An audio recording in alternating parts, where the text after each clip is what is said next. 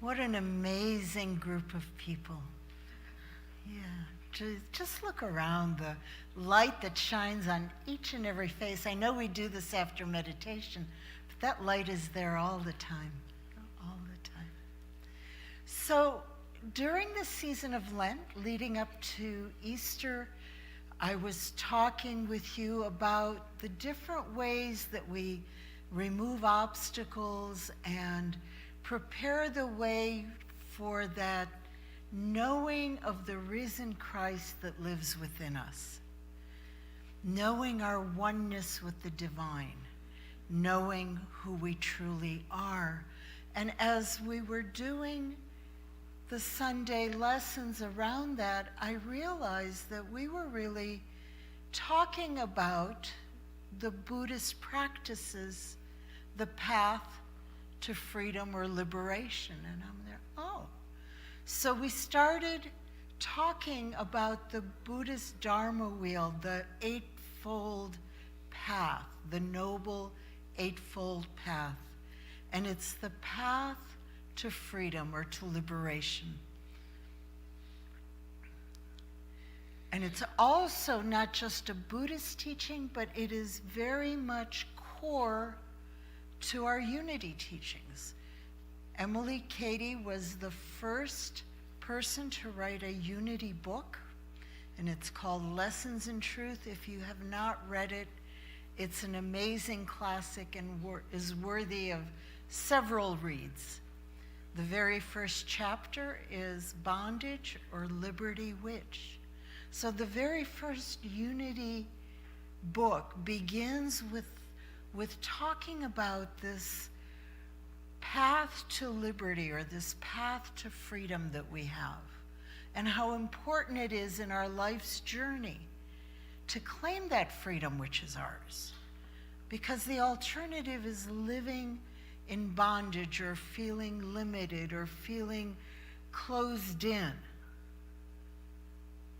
And when you really think about it, there's no choice. I mean, the choice is for freedom.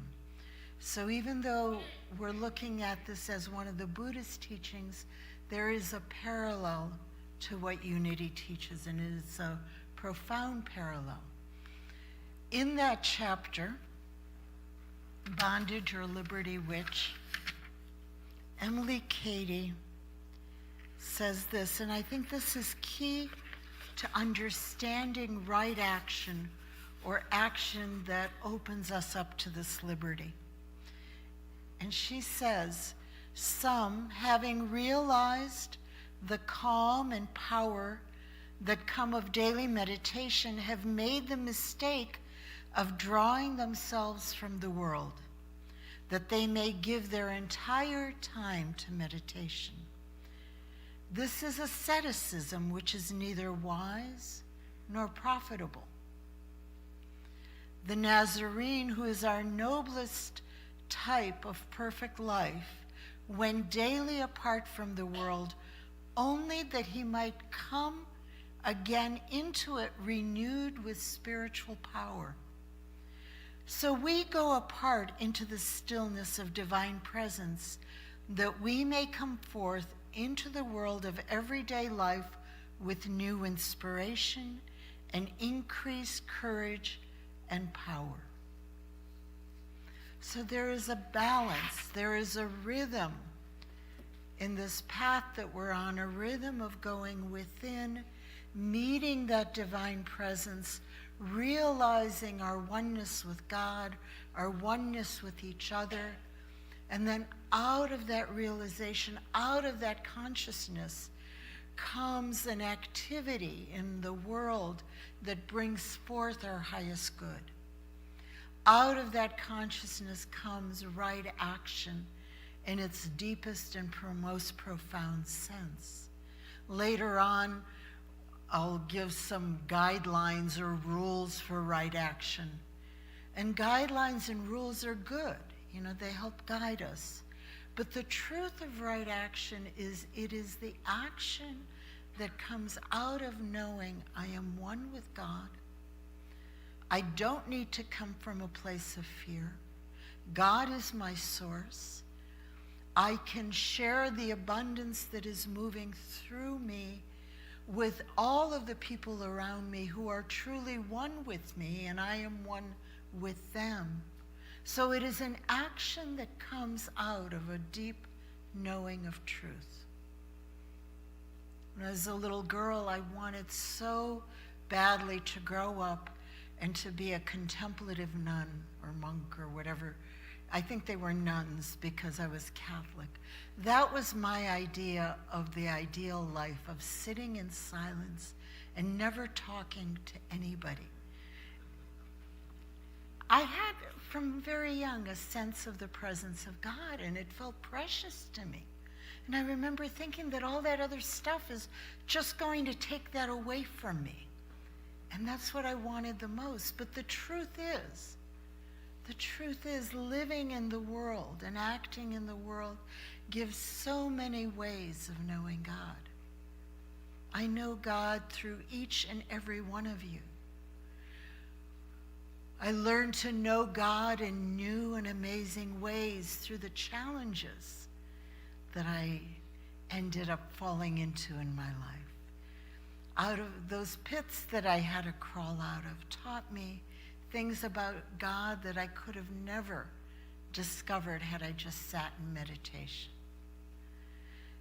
So the important thing, and there are people who are meant to do that, and I'm not trying to criticize that, but for most of us, the rhythm of the spiritual path is that rhythm of going within and letting the truth that we know deep in our hearts be the source of our speech, be the source of our action. And that's truly the meaning of right action. The Buddha, in his teachings, would say that I teach only one thing, and that there is suffering. He acknowledged that on this earthly plane we suffer sometimes, but there is also a path out of suffering. I teach suffering and freedom from suffering. And the Buddhist practice typically is pictured as someone sitting in silent meditation. But if we look at what the modern day teachers, the modern day Buddhist teachers are saying and writing, this is from Jack Kornfield. He says, do not believe that meditation and contemplation are the fulfillment of the Buddhist path. The path to human liberation requires right intention, right speech, and right action. Actions that are free from causing harm.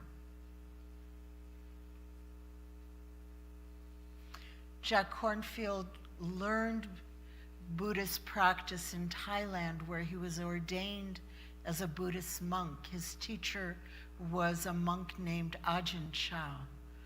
And then after he spent a few years in Thailand, in the forest monasteries, he moved back to the United States and started teaching Buddhist practice to Western people.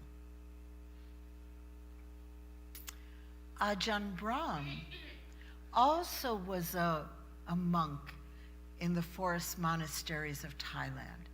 His teacher was also Ajahn Chah, and Ajahn Brahm now is, or at least until a few years ago, he led a monastery in Australia. And what he had to say, I think I've got a paper here that has a little bit more written in it. Ajahn Brahm says, for Buddhism to grow in our modern world, we need to do more than teach meditation, preach inspiring sermons, and make sutras available. We are good at studying, publishing, and spreading the word of Buddhism.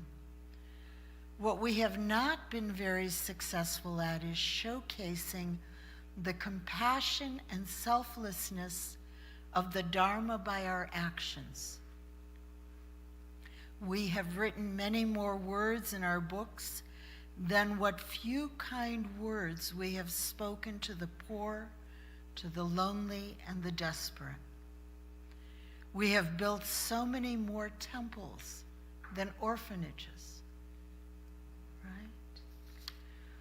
So these teachers are also saying that, yes, we have this meditation practice, and it's good and it's beautiful, but out of that inner knowing must come the orphanages, the shelters, the programs that serve the people around us.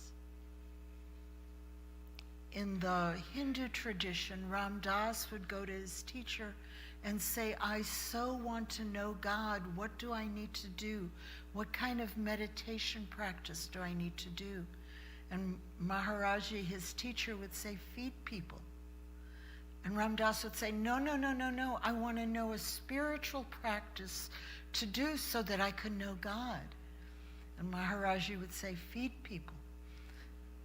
And he'd say, no, you don't understand. And Maharaji would say, feed people. So yes, there is that silence, that knowing.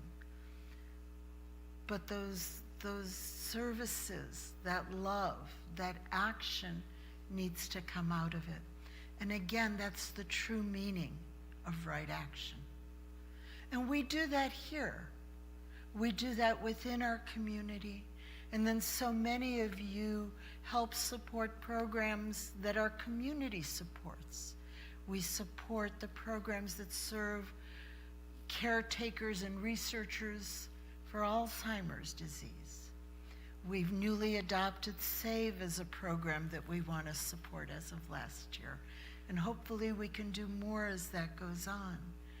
In the past, we've supported Relay for Life, supporting cancer research, and that's open if anybody wants to pick that up. All of these things are the ways that we do right action, for it is the action that comes out of knowing our oneness. It comes out of knowing that through God there is enough. And we are abundant, and we have much love and service to give.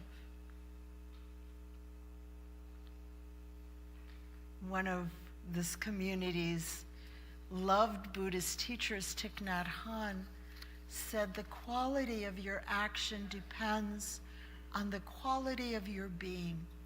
I don't know if you've ever had the experience of someone whose quality of being is pretty shaky, that they're not coming from that deep place of knowing divine presence. They're not coming from that place of knowing oneness, and they try to help you out. They try to fix you, right? Doesn't feel very good, does it? So the quality of being needs to come first. And out of that comes the quality of our actions. Thich Nhat Hanh goes on to say, suppose you're eager to offer happiness, to make someone happy. That's a good thing to do. But if you're not happy, then you can't do that. In order to make another person happy, you have to be happy yourself. So there's a link between doing and being. If you don't succeed in being, you cannot succeed in doing.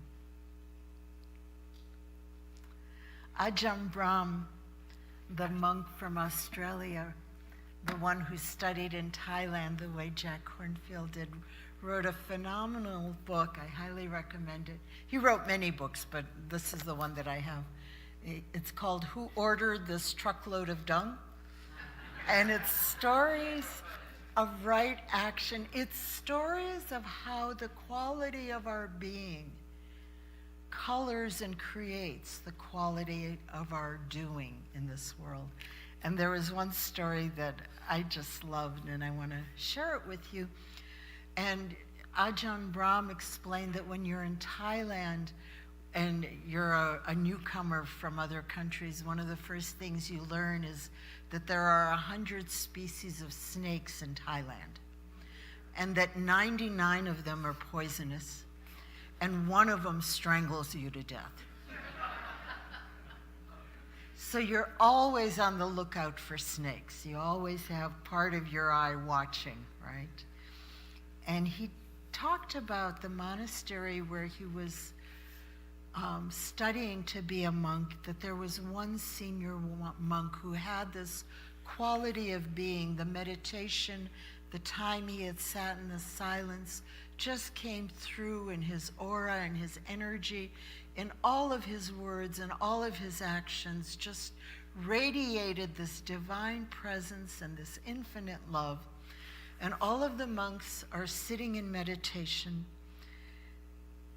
and they all notice that there is a king cobra slithering into the hall. And of course, when you're doing Buddhist meditation, you sit still. You don't fidget, you don't jump, you don't react.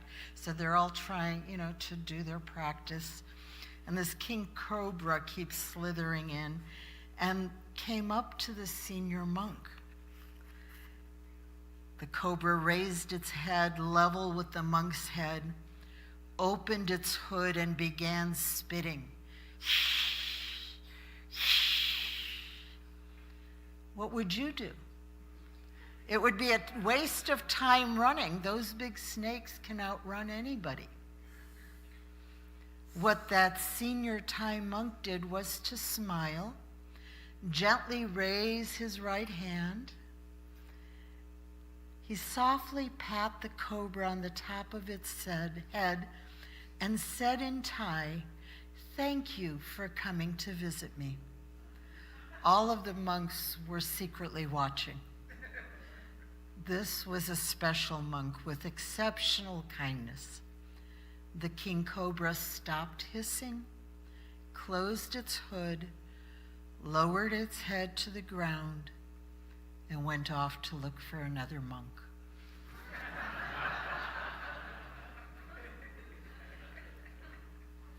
Many years later, Ajahn Brahm was now in his monastery in Australia, and he was the head monk, right? He was in charge of the monastery, and they were in the middle of remodeling. They were trying to expand, and there was a lot of construction work either happening or being prepared for, and they were having a lot of issues getting permits. That was their big holdup. And they were hoping to meet with the mayor, because the mayor always had the final say about these permits. Well, right around that time, this very holy senior monk came to visit the monastery. That cobra patting Thai monk once stayed several months in our monastery in Australia. We were building our main hall and had several other building projects waiting for approval at our local council's office. The mayor came to visit to see what we were doing. The mayor was certainly the most influential man in the district. He had grown up in the area and was a successful farmer. He was also a neighbor. He came in a nice suit befitting the position of a mayor. The jacket was unbuttoned, revealing a very large Australian-sized stomach, which strained at the shirt buttons and bulged over the top of his best trousers. The Thai monk, who could not speak English and who had rarely seen such a stomach, before I could stop him, went over to the mayor and started patting him. Oh no, I thought. You can't go there patting the Lord Mayor's stomach like that. There go our building permits. Our monastery is finished. But the more that Thai monk with a gentle grin patted and rubbed the mayor's big stomach, the more the mayor began to smile and giggle.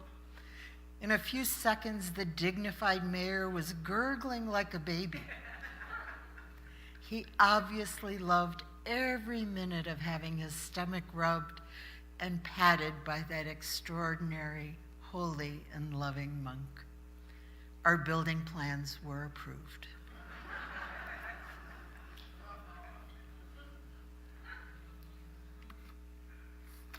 But you know what he's writing about?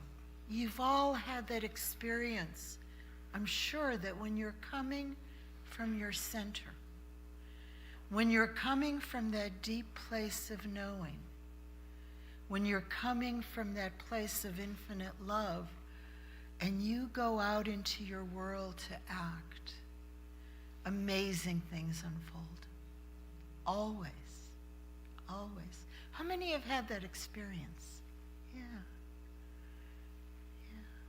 So this is right action. Yes, at the very end I'll give you the rules, but this is right action. Allowing our action to come from that infinite love, or in Buddhist language, from that great heart of compassion, right? E.B. White, who wrote Charlotte's Web and some other children's books, said once, "Every morning I awaken torn between the desire to save the world and the inclination to savor it." Right? So when we come from that place, we are coming from that place that knowing, yes, there is action that is needed, but I love it just the way it is. You know, I embrace it, I accept it, and then I act in it. Have you ever been in the receiving end of someone trying to fix you, who's coming from that place that they're okay and you're not okay? Okay. It's kind of the opposite of right action, huh?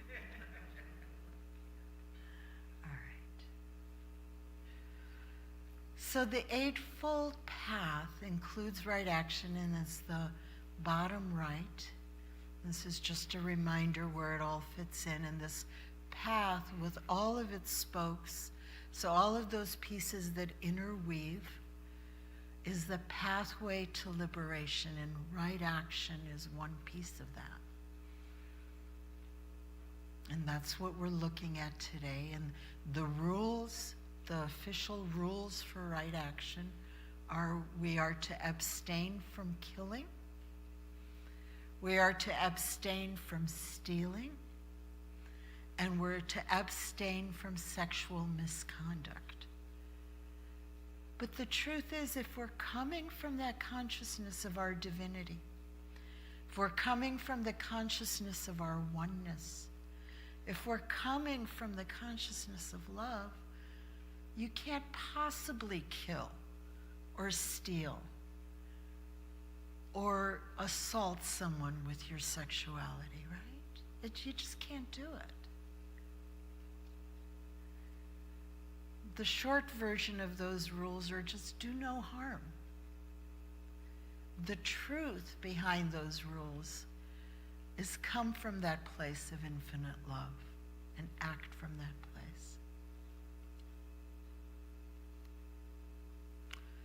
The very end of his life, toward the end of his life, the final teachings of the Buddha are called the Mahaparinirvana. And I'm sure I'm doing that an injustice. But there are these last teachings, and I'd just like to read a section. This was as Buddha was teaching at the end.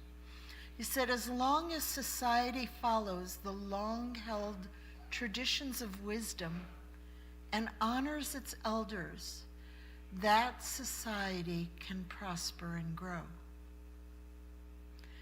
As long as a society protects the wives and the daughters and the vulnerable among them, that society can prosper and grow.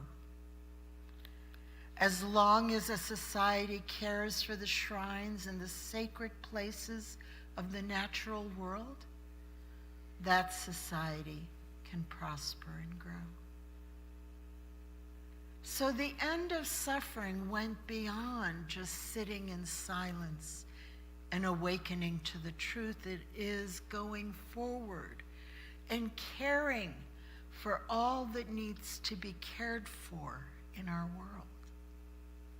Knowing that there is a shared consciousness, a shared Buddhahood, if you would. And there is a profound love and kindness that underlies these teachings.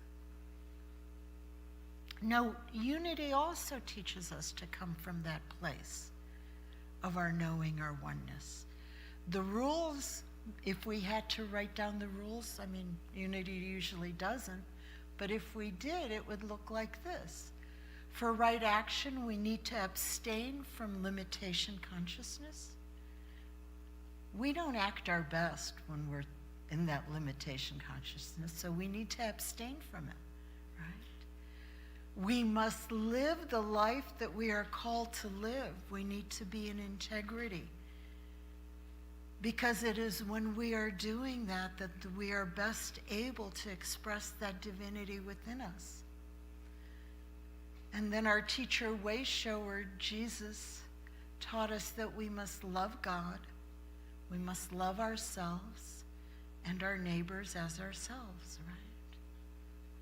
So that would be right action unity style. But the action that comes out using the Buddhist rules and the unity rules, if you were watching from the sidelines, you wouldn't be able to tell which rule book people were using, right? Right action is the right action that comes out of that balance of moving inward, knowing truth, and then acting from the truth. Namaste.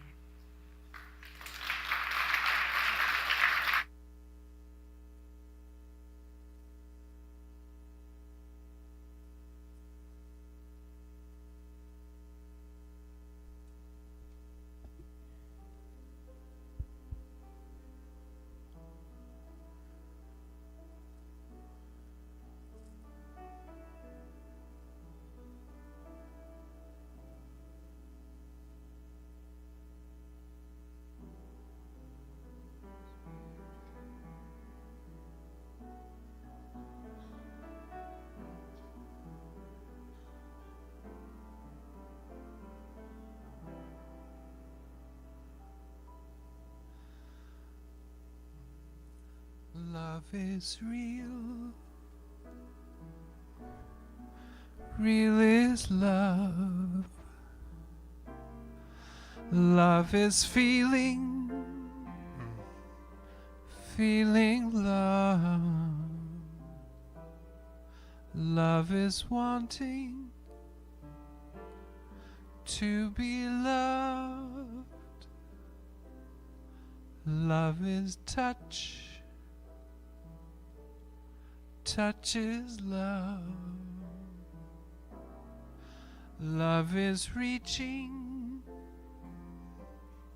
Reaching love. Love is wanting to be loved.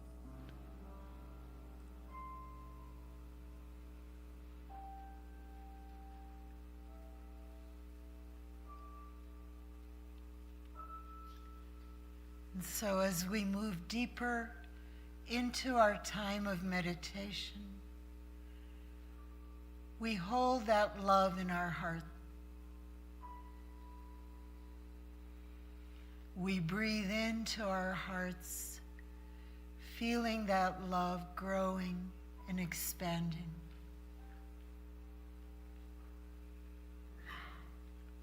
We notice how each breath takes us back down into our heart space, into that sacred space within us where we feel the presence of God, where we know the infinite love that is God.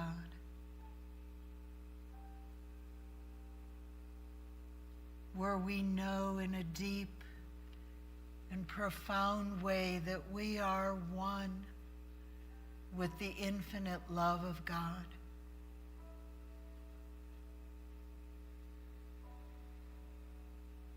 A love that enfolds us, fills us, guides us, expresses as us.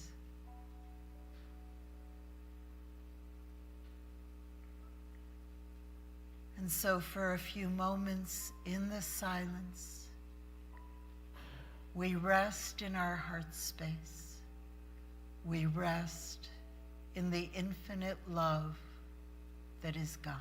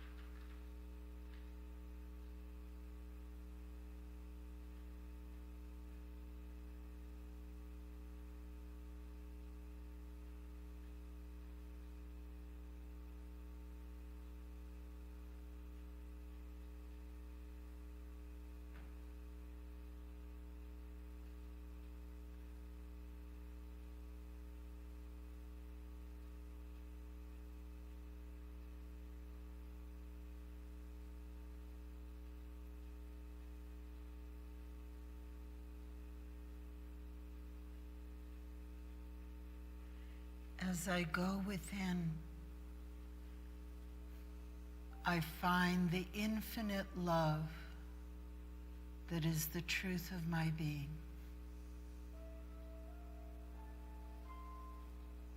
As I act in this world, I allow infinite love to guide my every action.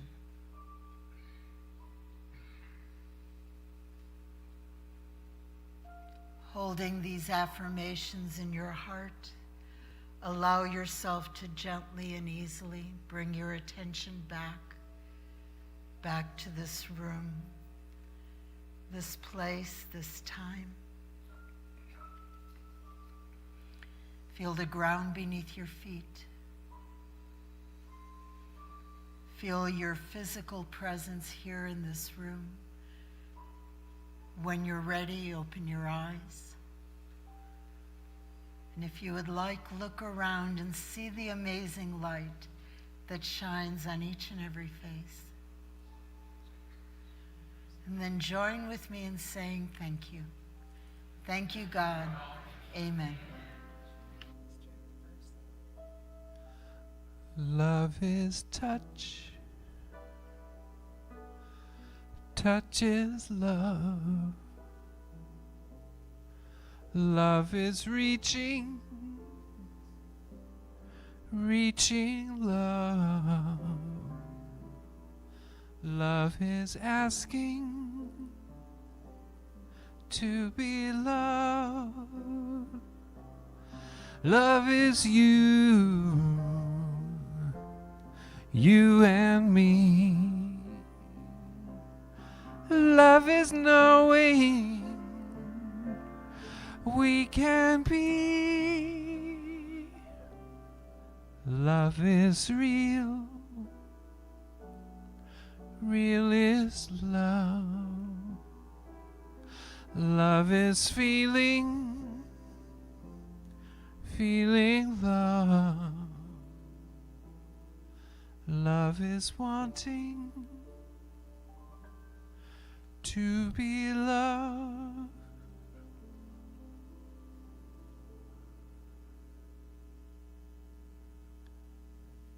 Composed by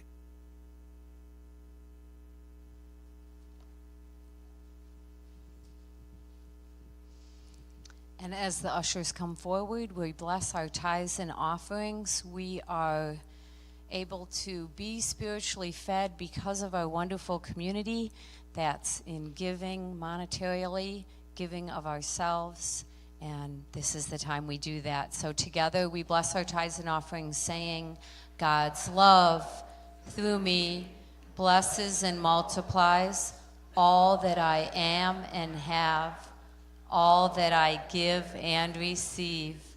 I am grateful.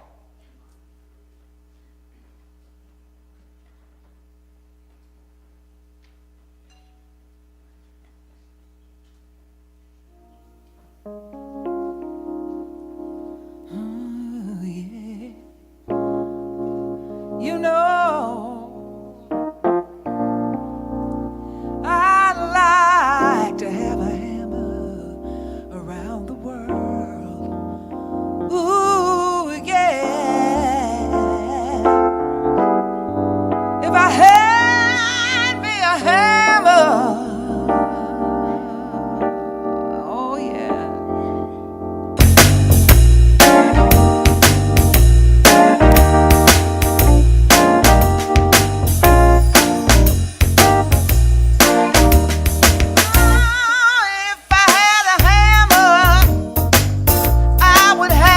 In the morning, hammer in the evening, all over this land. I'd hammer out joy, you know, I'd hammer out the freedom, hammer out the love between my brothers and my sisters, all over this land. Well, if I had a bell, I'd ring it in the morning. I know you would. I'd ring it in the evening, all over this land. I'd ring out joy. Ooh, I'd ring out freedom. Yeah, I'd ring out the love between my brothers and my sisters, all over this land. If I had a song, I'd ring it in the morning, I'd ring it in the evening, all over this land. I'd have joy, sing out freedom, yeah. I'd sing out the love between my brothers and my sisters, all over this land. If I had a hammer,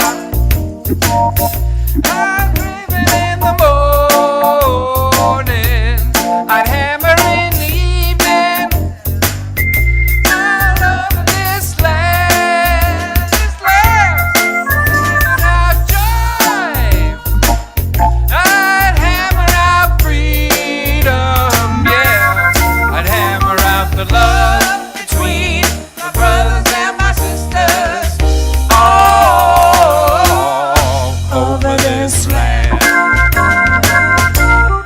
If I had a hammer, if I had a bell, if I had a song to sing, yeah, oh yeah, yeah. If I had a hammer, if I had a hammer, If I had a hammer, if I had a hammer.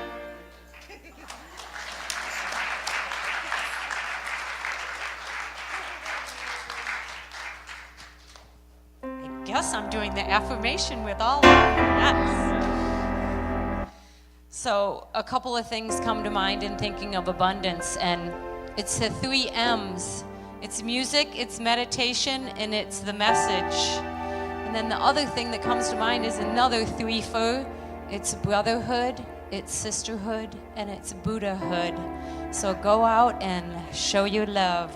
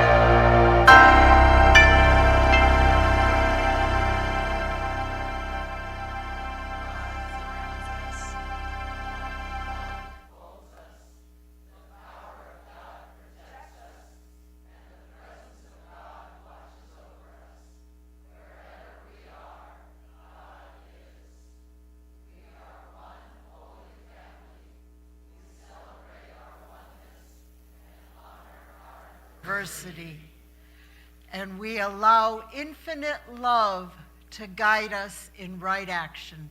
Amen. Amen.